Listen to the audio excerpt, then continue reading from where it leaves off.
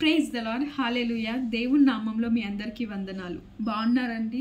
మనం చాలాసార్లు అనుకుంటాం కదా, ఎన్నిసార్లు నేను ఫర్గివ్ చేయాలి, నా పట్ల ఎందరో అగెయిన్స్ట్గా బిహేవ్ చేస్తున్నారు, ఎందరో నా గురించి నెగిటివ్గా వేరే వాళ్ళకి చెప్తున్నారు, ఎందరో నా పట్ల అపరాధం చేస్తున్నారు, ఎందరో నాకు హాని తలపెట్టాలని చూస్తారు, నాకు పేషెన్స్ ఉండట్లేదు, ఇంకెన్నిసార్లు ఫర్గివ్ చేయాలి, ఇంకెన్ని డేస్ నేను ఫర్గివ్ చేయాలి, ఇంకా నా జీవితం మొత్తం నేను ఫర్గివ్ చేసుకుంటూనే ఉండాలా, నాకు కూడా ఫీలింగ్స్ ఉంటాయి కదా, నాకు కూడా బాధగా అనిపిస్తుంది కదా, ఎందుకు ఇలా ఇంకెన్ని డేస్ అని ఎప్పుడైనా అనుకున్నారా?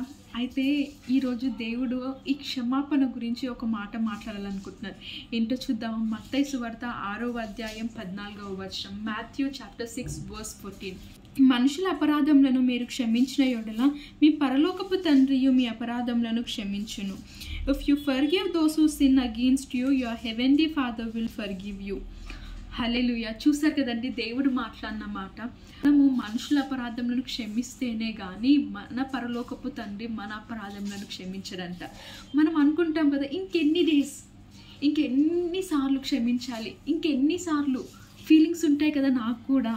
కానీ దేవుడు కూడా అనుకోవచ్చు కదండి, ఇంకా నేను ఎన్నిసార్లు క్షమించాలి మిమ్మల్ని, మీరు తప్పు చేస్తూనే ఉంటారు, నేను క్షమిస్తూనే ఉంటాను, మళ్ళీ మీరు తప్పు చేస్తూనే ఉంటారు, మళ్ళీ నేను క్షమిస్తూనే ఉంటాను అని.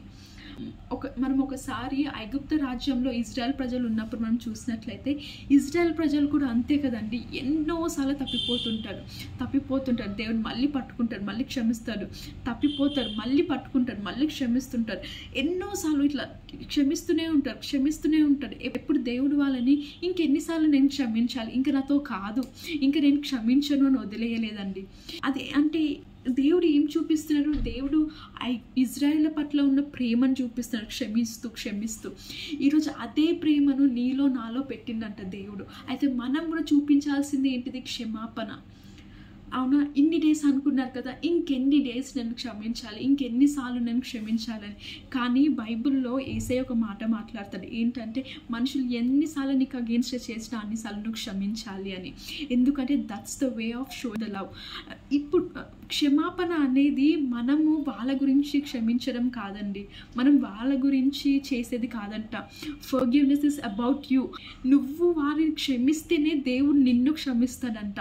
అంటే వాళ్ళని క్షమించడం వల్ల నువ్వు ఏదో వాళ్ళకి మేలు చేస్తున్నావని కాదంట, వాళ్ళని క్షమించడం వల్ల నీకు నువ్వే మేలు చేసుకుంటున్నావంట. You are showing love what God has inbuilt on you.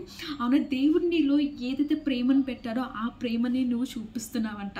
అవునా? ఒక్కసారి ఇన్ని డేస్ మీ లైఫ్లో ఎన్నో ఆగిపోయాయేమో, మీ హెల్త్ ఇష్యూస్, మీ ఫైనాన్షియల్ కండిషన్స్, మీ జాబ్, లేకపోతే మీ గర్భఫలం, లేదా మీ వివాహం, ఎన్నో ఆగిపోయాయేమో. అయితే ఈరోజు దేవుడు ఏమంటాడంటే ఒక్కసారి నీలో ఉన్న ప్రేమతో నీ చుట్టూన్న వారిని క్షమించమని అడుగుతున్నాడు. నీ చుట్టూన్న వారిని క్షమించి ఒక్కసారి నువ్వు దేవుడు చేసే గొప్ప కార్యాలు ఏందో నువ్వు చూడబోతున్నావంట. అవునా? ఒకసారి క్షమించి చూడండి, మీ జీవితంలో ఏమేమి కార్యాలు జరగబోతున్నాయో మీరే చూడబోతున్నారు. Amen. God bless you all.